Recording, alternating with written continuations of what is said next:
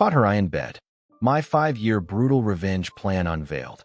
I systematically destroyed my cheating wife's life, piece by piece. Throwaway account for obvious reasons. I've been a lurker here for years, reading advice, offering silent nods of sympathy, but I never thought I'd be posting my own story. My life just imploded, and honestly, the fallout is still raining down 5 years later. Buckle up, because this isn't going to be pretty. My name's Mark, and I was married to Sarah for 10 years. 10 years of what I thought was building a life, a future, a home. Looking back, the cracks were always there. I just chose to ignore them. Or maybe I was just too blind, too in love, too stupid to see them for what they really were. Sarah was, well, she was a force of nature. Charismatic, beautiful, a real social butterfly. But with that came a certain, demanding quality. Everything had to be her way always. Arguments would quickly turn into her gaslighting me, twisting my words, making me feel like I was the crazy one for even suggesting something was wrong. Mark, you're overreacting, or why are you always so negative, became her go-to phrases whenever I brought up even minor concerns. It started subtly, little white lies at first. Oh, I was just with a friend, my phone died. When I tried to call and couldn't reach her for hours. Or, I totally forgot to tell you I was going out, after she'd already been gone for an evening. Then came the phone secrecy. Suddenly, her phone was always face down, always locked, always within arm's reach. If I ever happened to glance at it, she'd snatch it away like it was a live grenade. Her explanation? You're so insecure, Mark. Can't a girl have some privacy? I told myself she was right, that I was being paranoid. Maybe I was insecure. Marriage is about trust, right? And I trusted her. At least, I thought I did.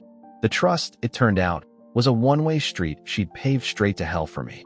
The sudden disinterest in our usual routines, the late nights, the vague excuses, the signs were all flashing red, but I was living in a self-imposed blackout. The turning point came around 3 months before the actual explosion. Sarah started spending an unusual amount of time at the gym. Now, Sarah was fit, don't get me wrong, but suddenly she was practically living there, sometimes coming home smelling suspiciously not like a gym. No sweat, just a different kind of freshness. And always a fresh shower before she even stepped through the door. I'd ask about her workouts, genuinely interested, trying to engage, but she'd just wave me off. Oh, it was just a regular session, nothing special. Her voice would be a little too casual, her eyes darting away. Then there was the money. Our joint account, which we usually managed quite well, started to show some strange withdrawals. Small amounts at first, then larger ones, always from places I didn't recognize, high-end restaurants, boutiques she never shopped at, even a few luxury hotel charges that were quickly reversed, but not before I saw them. When I brought it up, she flew into a rage. Are you auditing me, Mark? My God, you're suffocating. I bought a new dress. What's the big deal? And those hotel charges? A mistake, obviously. You think I'm doing something wrong. The sheer audacity of her lying to my face, with such conviction, almost made me believe her. Almost. I started feeling like a detective in my own home, piecing together fragments of a puzzle I desperately didn't want to solve. My gut was screaming, but my heart was still clinging to the idea that this was just a rough patch, that she was just stressed. One evening, she said she was working late on a big project. A client dinner, she called it. She'd be back after midnight. I was restless, couldn't sleep. Around 1 a.m., I heard her car pull into the driveway. Instead of going to bed, I made myself a cup of tea, just pretending to be up. She walked in, looking frazzled, but there was a strange energy about her. Not the tired kind, the guilty kind. As she kicked off her shoes, a small, square, black piece of plastic fell out of her coat pocket. My heart hammered. It was a room key card, not our apartment key, a hotel room key. My blood ran cold. What's this, Sarah? I asked, my voice barely a whisper. She froze, her face draining of all color. Oh, that? Must be from a conference I attended last month. I totally forgot about it. Her eyes darted, searching for an escape route. It was the worst lie I'd ever heard. And I knew, in that moment, with a chilling certainty, that my life was about to irrevocably change. That hotel key card felt like a physical blow. It confirmed every gnawing suspicion, every late-night worry. My mind was racing, trying to process, to deny, to understand. A conference last month? Sarah, that's a key card. It's not some old business card. And it's from this month. I can see the date on it, just barely. I lied, though I couldn't see anything. I just needed to see her reaction. And react she did. Her face contorted into a mask of pure panic. Mark, you're being ridiculous. It's nothing, I swear. You're looking for trouble where there is none. But her voice was higher than usual, a telltale sign of her distress. I didn't press her further then. I couldn't. My chest felt like an elephant was sitting on it, and I was pretty sure I was going to throw up. I just nodded, a hollow, empty gesture. Okay, Sarah, just go to bed. She looked relieved, almost, like she'd dodged a bullet. But she hadn't. I was just buying time. Time to breathe, time to strategize, time to figure out what the hell I was going to do. The next morning, I woke up before her. My mind felt numb and razor-sharp all at once. I discreetly took the key card from where she'd tossed it on her bedside table, careful not to wake her. My hands trembled as I slipped it into my pocket. I needed proof. Undeniable, irrefutable proof. Not just for me, but for what I knew would be a brutal confrontation. So, I skipped work that day. Told my boss I had a family emergency. I drove straight to the hotel whose name was emblazoned on the key. My heart was pounding like a drum solo. At the front desk, I played it cool. Hi. I think my wife left something in a room she stayed in last night. She was at a business dinner, and I just wanted to check. I slid the key card across the counter. The receptionist, bless her oblivious heart, scanned it. Room 407, Mr. Mark Peterson. Ah, yes, Mr. Peterson. Room 407 was checked out this morning. Would you like me to see if anything was left in the lost and found? She was so polite, so matter-of-fact. I thanked her, declined the lost and found offer, and walked out of that hotel feeling like a ghost. She was in room 407 last night. She wasn't at a client dinner. She was in room 407 with someone else. The world tilted on its axis. The drive home was a blur.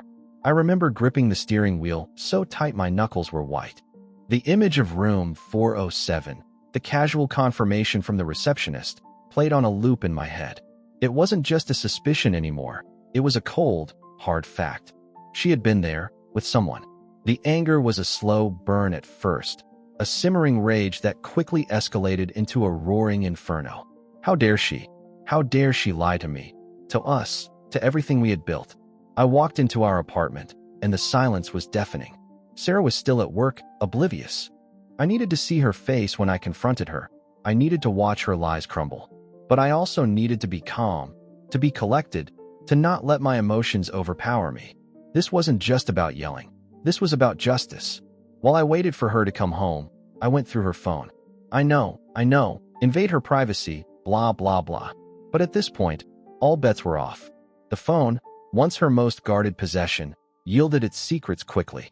Text messages, hushed and intimate, with a contact simply saved as Client X.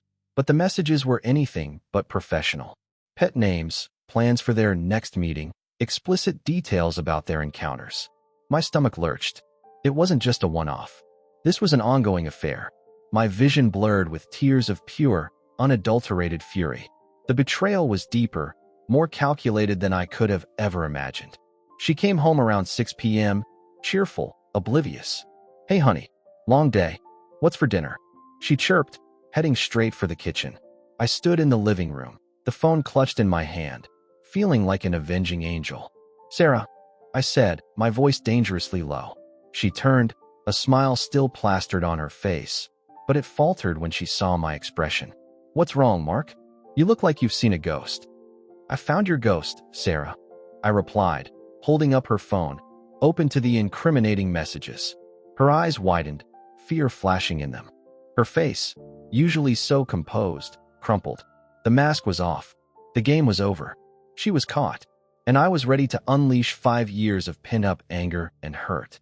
The confrontation was brutal. As soon as she saw the messages, her carefully constructed facade shattered. Her initial reaction wasn't remorse. It was pure, unadulterated panic, mixed with a healthy dose of anger that I had dared to look at her phone. How dare you go through my private things, Mark? You have no right. She shrieked, her voice escalating. No right. I retorted, my voice shaking with a mixture of rage and disbelief. No right. While you're screwing around in hotel rooms, calling some other man baby, I'm supposed to just sit here and trust you. Is that what you mean by no right?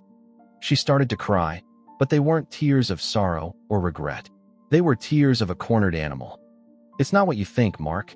He's just a colleague. We were just brainstorming. My laugh was harsh, devoid of any humor. Brainstorming? In room 407? In explicit detail over text message? Spare me your pathetic lies, Sarah. I went to the hotel. I saw the key card. I saw your messages. There's nowhere to hide. She then switched tactics, from denial to victimhood. You're always so suspicious, Mark. You never trusted me. This is your fault for pushing me away. The audacity of it all was breathtaking. My head felt light with the sheer gall of her blaming me. My fault. My fault for wanting loyalty, for wanting honesty in a marriage. My fault for believing in you. I paused, letting the silence hang heavy. Who is he, Sarah? What's his name? She refused to tell me, clinging to that last shred of control. She tried to snatch her phone back, but I held it firm. We stood there, locked in this terrible tableau, the air thick with shattered trust and venom. The woman I loved, the woman I had built a life with, was a stranger. A manipulative, deceitful stranger. And the person I was looking at now, the person capable of such blatant betrayal and such elaborate lies, was someone I truly didn't know at all. The Sarah I thought I knew died in that moment, replaced by this bitter, dishonest ghost. My heart was broken, yes, but beneath the pain, a cold, hard resolve began to form. This wasn't going to be swept under the rug. This wasn't going to be forgiven. This was going to be dealt with. And it wasn't going to be pretty for her. The days that followed were a blur of raw emotion. Shock, anger, an almost physical ache of betrayal. I felt like I was living in a nightmare, one where I was constantly falling. Sarah, seeing that her lies and victim-blaming weren't working, shifted again. She became contrite, desperate even. Please, Mark, give me another chance. It was a mistake, a terrible, terrible mistake. I don't know what I was thinking. But her apologies rang hollow. They felt performative, a desperate attempt to save her comfortable life, not a genuine expression of regret for the pain she had caused. I could see through it. The sincerity wasn't there, only the fear of consequence. I moved into the guest bedroom that night. The thought of being in the same bed as her, knowing what she had done, was repulsive. Every touch, every word, every shared memory suddenly felt tainted, poisoned. I kept replaying snippets of conversations, looking for the hidden meanings, the subtle shifts that I had missed. Was she laughing genuinely then? Was that kiss real? The questions gnawed at me, stripping away every ounce of happiness I thought we had shared. It was like our entire 10 years together had been photoshopped, and the real image underneath was dark and ugly. The emotional impact was profound. I lost my appetite. Sleep became a luxury I couldn't afford, plagued by images of her with someone else, by her deceitful face. My work suffered, my concentration shot. Friends noticed my withdrawn demeanor, my sudden pallor. I offered vague excuses, unable to articulate the volcanic eruption that had occurred in my personal life. The anger was a constant companion, a burning ember in my chest. But underneath that, deeper, more insidious, was a profound sadness. Sadness for the loss of what I thought we had. Sadness for the future I had envisioned. Sadness for the person I thought she was. It felt like a death, a sudden, violent severing of a bond one believed unbreakable. It wasn't just my wife who had betrayed me. It was my entire worldview. The foundation of my existence had crumbled. I knew I couldn't let this stand. I couldn't just walk away and let her off the hook. This required more than just leaving. It required a reckoning. A deep, cold, deliberate reckoning. After a few days of barely speaking, with me existing in a fog of disbelief and rage, and her alternating between desperate pleas and sulking silence, I knew I had to make a decision. Walking away felt like letting her win, letting her escape the consequences of her actions without truly understanding the depth of the damage she'd caused. My initial thoughts were chaotic, divorce, exposure, screaming matches. But as the raw shock began to settle, a colder, more calculated anger took root. This wasn't just about ending the marriage. It was about ensuring she understood the cost of her betrayal, not just to me, but to herself. I started researching divorce laws, financial implications, strategies for separation. The more I read, The clearer it became. I had a lot of leverage, and she had none. My resolve solidified. I wouldn't just leave. I would dismantle her world piece by piece, just as she had dismantled mine. But I had to be smart, methodical. I wasn't going to give her the satisfaction of seeing me completely broken. Instead, I would become utterly indifferent, a ghost in our own home, slowly tightening the noose she didn't even realize was around her neck. My first step was to secure my finances. I quietly moved half of our joint savings into a separate account in my name. I knew it might raise flags, but I didn't care. It was a preemptive strike. I also started documenting everything: her late nights, her expenses, her increasingly frantic attempts to fix things. I kept a detailed journal, not just for legal purposes, but for my own sanity. It helped me process, to channel my pain into a concrete plan. When she asked why I was suddenly so quiet, so distant, I just told her, "I'm thinking, Sarah. About us. About everything." It was technically true, just not in the way she imagined. The decision had been made. This would be a slow, brutal burn. I wasn't just ending a marriage. I was orchestrating a quiet, relentless revenge. And for anyone watching this unfold, if you're finding this helpful or relatable, please take a second to hit that like button and subscribe to the channel. It really helps me know these stories are connecting with people. The resolution wasn't immediate, but a carefully plotted course. I decided not to divorce her immediately. That would be too easy for her, too clean. My revenge needed to be drawn out, a slow drip of consequences. I wanted her to feel the constant anxiety, the creeping dread that I now lived with. So, I started living like a roommate. We coexisted in the same apartment, but it was a cold war. I barely spoke to her, beyond necessary logistics. Dinner's ready, or I'm going out. No pleasantries, no affection, no shared laughter. Our bedroom became exclusively hers. I stayed in the guest room, transforming it into my sanctuary. She tried to initiate conversations, trying to get me to express my anger, to yell, to fight. She craved a reaction, any reaction, because silence terrified her more than an argument. "Mark, please, can we just talk about this? This silence is killing me," she'd plead. I'd just look at her with an empty gaze, my face a carefully constructed mask of apathy. "There's nothing to talk about, Sarah. You made your choices. Now you live with them."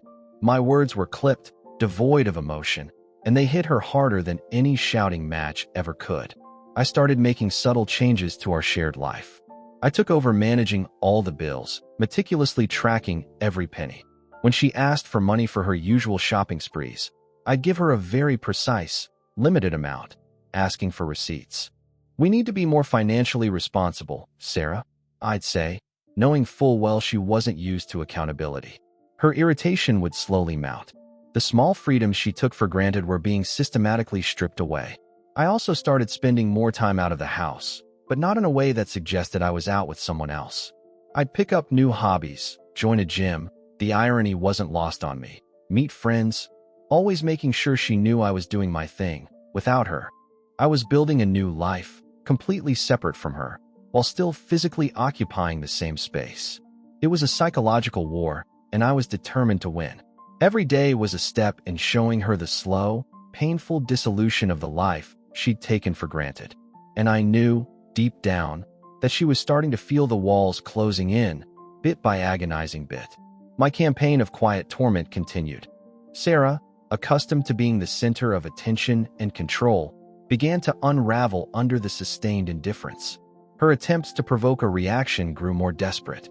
She'd leave passive-aggressive notes, or try to pick fights over minor things like leaving a dish in the sink. I met every overture with the same blank stare and monotone response. "Is there something you need, Sarah?" "No? Then I'll be in my room." It drove her absolutely insane. One evening, about 6 months into this new regime, she slammed my guest room door open. "Mark, this is ridiculous. You're punishing me. Just divorce me already, or forgive me. This living death is worse." Her face was red, her eyes wild. It was the reaction I had been waiting for. I slowly put down the book I was reading, looked her dead in the eye, and for the first time in months, I allowed a sliver of genuine emotion to cross my face. Not anger, but cold, hard contempt. "Forgive you? You think a few months of you being mildly uncomfortable at home makes up for 10 years of lies and betrayal, Sarah, you think that absolves you? I stood up, walked towards her, and watched her instinctively take a step back. You cheated on me, in our bed, in hotel rooms, behind my back, while I was working my ass off for us. You blamed me for your choices. You lied through your teeth, again and again. You don't get to dictate the terms of your penance, Sarah. You wanted to play games? Congratulations, you're in the middle of one. And I decide when it ends. Her mouth opened and closed, no words coming out. She finally saw the depth of my resolve, the cold calculation behind my calm demeanor.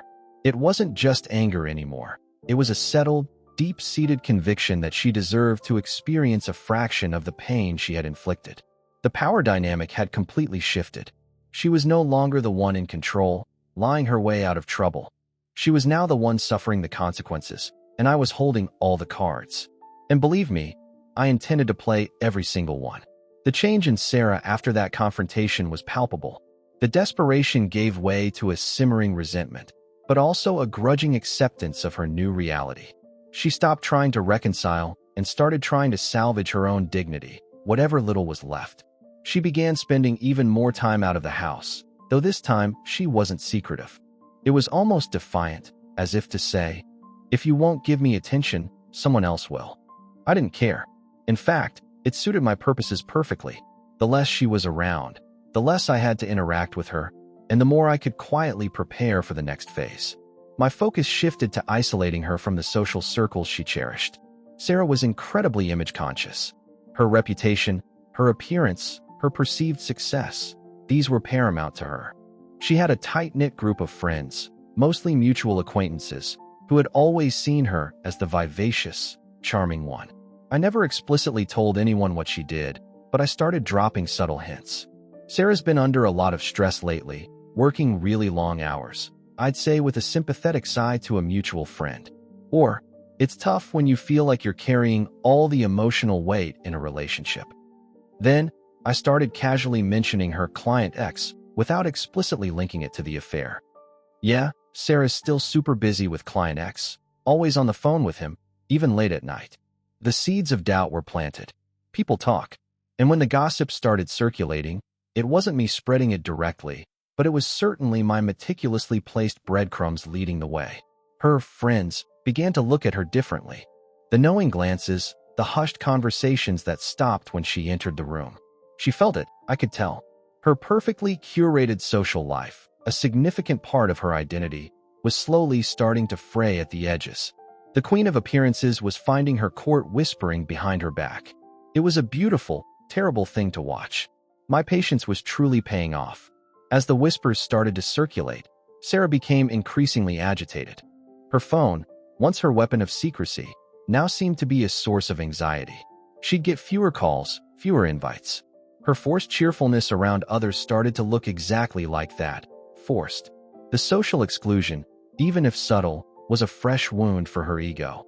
She confronted me about it, predictably. Are you telling people things, Mark? Because everyone is acting weird around me. Her voice was accusatory, her eyes narrowed. Sarah? I replied, my voice calm, almost detached. I haven't said a word to anyone. What people choose to believe, based on their own observations, is entirely up to them. Perhaps if your actions were more aligned with your words, people wouldn't have cause to wonder.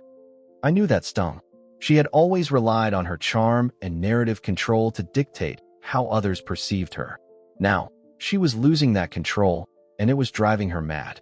The psychological warfare was intensifying, and I was holding all the strategic positions. This quiet campaign had a surprising side effect on me. It wasn't making me happy, not in a joyful sense, but it was giving me a strange sense of purpose.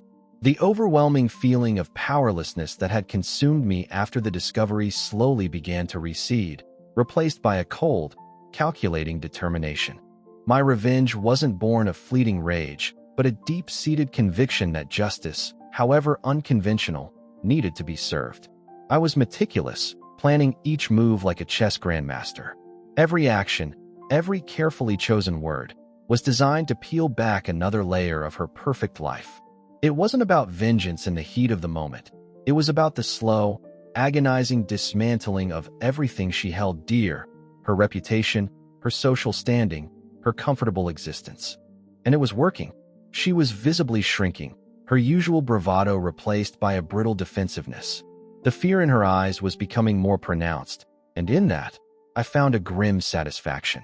This wasn't just payback. It was a fundamental rebalancing of the scales. A year and a half into this purgatory, something unexpected happened. Sarah's mother, a woman I genuinely liked and respected, got very sick. It was sudden and serious. I knew this was a critical juncture. My revenge had been calculated, not heartless. I wasn't going to weaponize her mother's illness. For a few weeks, the Cold War in our apartment was suspended. I offered genuine support, drove her to the hospital, listened to her fears, all without judgment. It was purely out of respect for her mother and a flicker of the old compassion I still possessed, buried deep down. During this period, something shifted in Sarah.